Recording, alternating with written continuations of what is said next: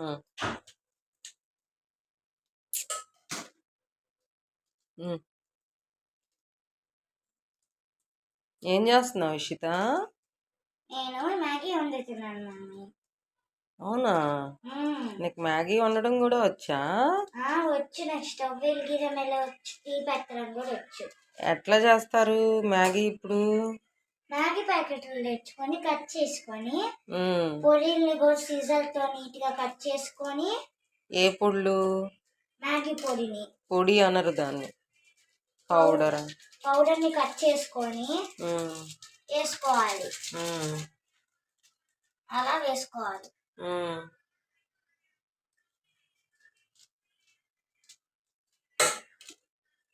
అలా వేసుకోవాలి.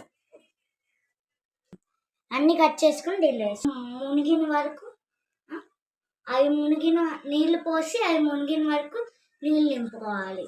ఇప్పుడు పొయ్యి మీద పెట్టుకొని స్టవ్ వెలిగించుకోవాలి.